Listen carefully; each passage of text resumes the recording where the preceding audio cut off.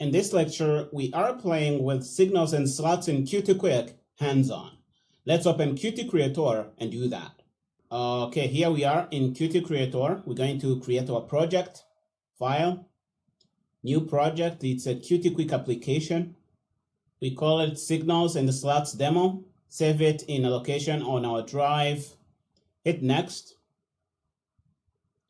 Choose your Qt version. Choose your kit and finish. We want to change the title here to Signals and Slots Demo.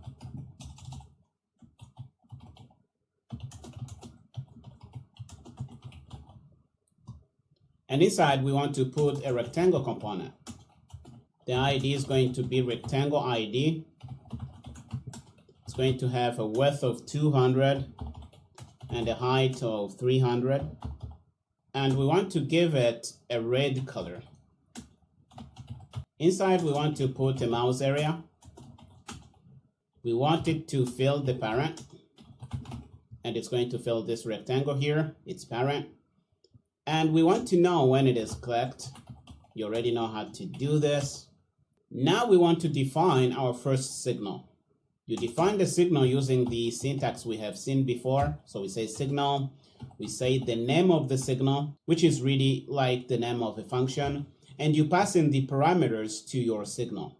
One special thing you need to know is that you need to pass in a data type for the parameters that you pass in your signals. So in our case, it's going to be a string, and we're going to call it message. And just like this, you are declaring your signal. Let's flag that. Usually after you define a signal, you want to send it, you want to fire it. You want people interested in your data to know that you have sent the data. And the way you do that, you simply call your signal as a method and pass in any parameter that you have to pass in. In our case, we are going to go in the onClicked handler of our mouse area, and we are going to say greet hello there. Okay. We are firing our signal here. And any interested object is going to know that we sent this message here. Okay, we fired the signal greet, and it has a parameter that is a string because we specified the string data type here.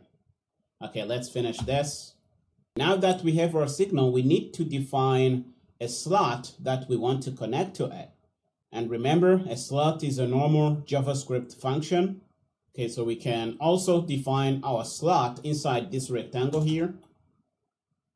So say function myGreeting, and you pass in a parameter. Let's call it a message to have things a little bit different.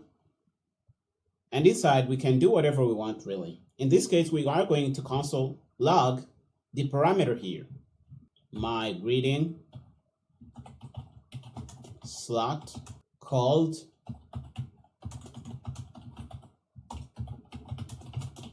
and we say what the parameter is, and it is going to be a message like we have it in here. Now we have our slot, we have our signal. How do we connect them? We want to connect them when this component here is loaded completely. So we're going to say component on completed. Okay, notice that this signal is at the root level of this rectangle here, and the rectangle contains this component. So we don't need to call this signal by passing in the ID here, but you can pass it in if you want. But in our case, for readability, we're not going to put it in. So we're going to say greet, okay, connect. This is how you do it. And we want to pass in the name of the slot that we want to connect to. The slot is going to be myGreeting. And just like this, you have connected this signal that is greet to the slot that is myGreeting. So what is going to happen when we run the application? We're going to have a rectangle. It's going to have this width. It's going to be this color of red. When we click in the rectangle that is covered by this mouse area, we are going to fire the greet signal, and we're going to pass in hello there. When the signal is emitted, because of this connection here, this slot is going to be called, and we are going to see the parameter that was passed as a result of this connection. We're going to see hello there, even if we didn't type it in here. Let's run the application. We are here.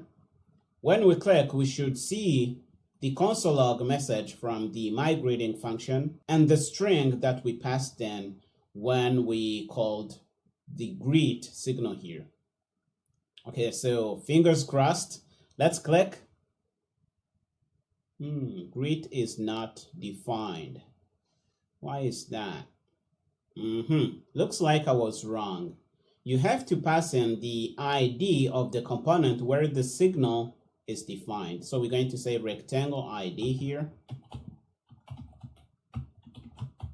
Greet. And we're going to do the same wherever we refer to the signal. And we want to do the same to the slot too. Okay, so this is a good learning chain. You need to remember this. Whenever you connect your signals to your slot, you need to pass in this ID here. Let's run again. If we click, we say my greeting slot called. The parameter is hello world. Okay, we are successfully connecting this signal to this slot. And the syntax you use is this one. You do signal.connect and you pass in your slot, and you need to refer to the components where the signal and the slots are located. In the last lecture, I mentioned that just like when you define a property here and you have an automatic handler generated for you, for example, if we say on color, you see that we have a handler called on color changed. And you have the same for every property that you have defined in here. In the same way, when you define a signal here, you have an automatic handler that says the name of the signal. For example, you can have a handler that is called on greet.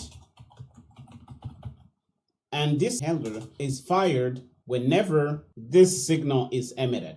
Okay, let's try this. And the console log, let's say on greet signal emitted. Let's run again.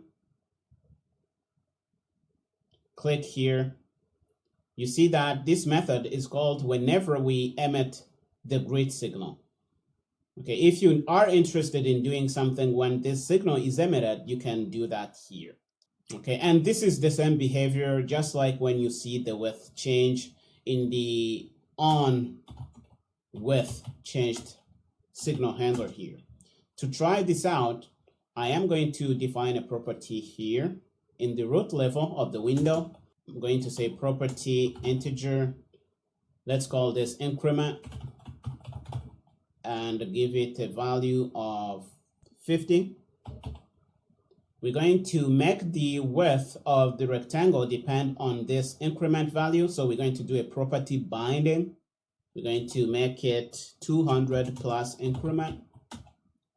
And every time we emit the greet signal, we want to change the increment in the migrating slot here. So we're going to say increment plus equals 50, which is really another way of saying increment equals increment plus 50. It is the same thing in case this confuses you.